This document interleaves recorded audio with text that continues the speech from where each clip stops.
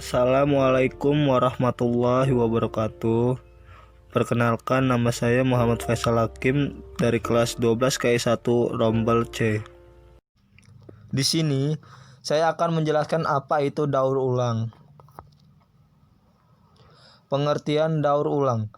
Daur ulang ialah proses untuk menjadikan suatu bahan bekas menjadi bahan baru dengan tujuan untuk mencegah adanya sampah yang sebenarnya dapat menjadi sesuatu yang berguna, mengurangi penggunaan bahan baku yang baru, mengurangi penggunaan energi, mengurangi polusi, kerusakan lahan, dan emisi gas rumah kaca jika dibandingkan dengan proses pembuatan barang baru. Adapun manfaat dari produk daur ulang salah satunya ialah pemanfaatan kembali kertas bekas secara langsung untuk penggunaan lain merupakan upaya penghematan terhadap peningkatan kebutuhan kertas dari serat asli.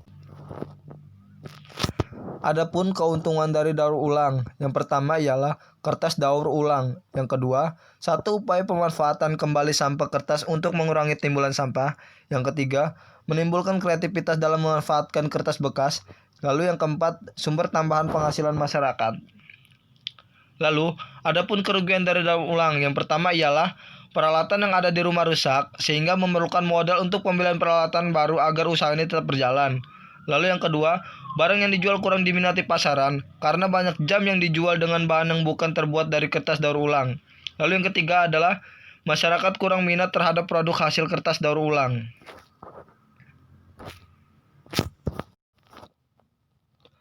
Lalu ada meminimisasi kerugian.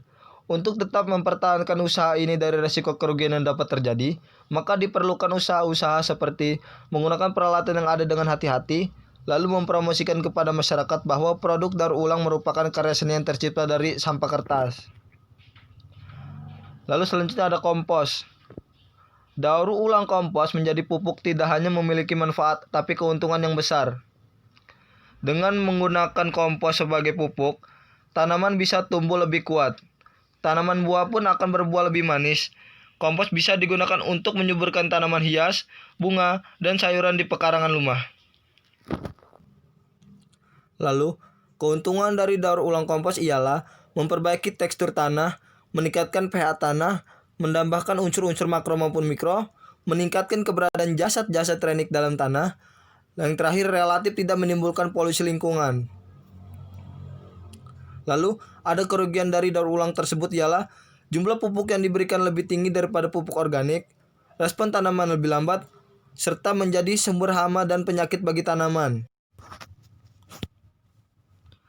Jenis material dapat didaur ulang.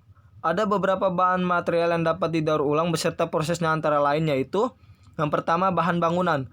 Material bangunan bekas yang telah dikumpulkan akan dihancurkan dengan menggunakan mesin penghancur dan kadang-kadang bersamaan dengan aspal, batu bata, tanah, dan batu.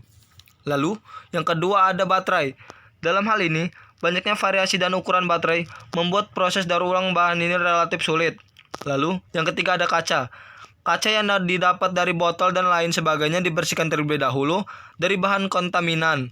Kemudian, dilelehkan bersama-sama dengan material kaca baru. Lalu ada kertas. Dalam hal ini, kertas dapat didaur ulang dengan mencampurkan kertas bekas yang telah dijadikan pulp dengan material kertas baru. Lalu yang terakhir adalah barang elektronik. Untuk barang elektronik yang populer seperti komputer dan telepon genggam, pada umumnya tidak didaur ulang. Hal ini karena belum jelas perhitungan manfaat ekonominya. Cara proses mendaur ulang. Berikut ini merupakan tahap-tahap dari kegiatan daur ulang yang dapat sobat lakukan. Yang pertama ialah mengumpulkan, yakni mencari barang-barang yang telah dibuang seperti kertas, botol air mineral, dus susu, kaleng, dan lain-lainnya. Yang kedua adalah memilah, yakni mengelompokkan sampah yang telah dikumpulkan berdasarkan jenisnya seperti kaca, kertas, dan plastik. Lalu yang ketiga adalah menggunakan kembali. Setelah dipilah, carilah barang yang masih bisa digunakan kembali secara langsung. Bersihkan terlebih dahulu sebelum digunakan. Lalu yang keempat adalah mengirim. Kirim sampah yang telah dipilah ke tempat daur ulang sampah atau menunggu pengumpul barang bekas keliling yang akan dengan senang hati membeli barang tersebut. Lalu yang terakhir adalah lakukan daur ulang sendiri. Jika mempunyai waktu dan keterampilan, kenapa tidak melakukan proses daur ulang sendiri? dengan kreativitas berbagai sampah yang telah terkumpul dan dipilah dengan sulap menjadi barang-barang yang baru yang bermanfaat. Sekian dari saya akhiri. Wassalamualaikum warahmatullahi wabarakatuh.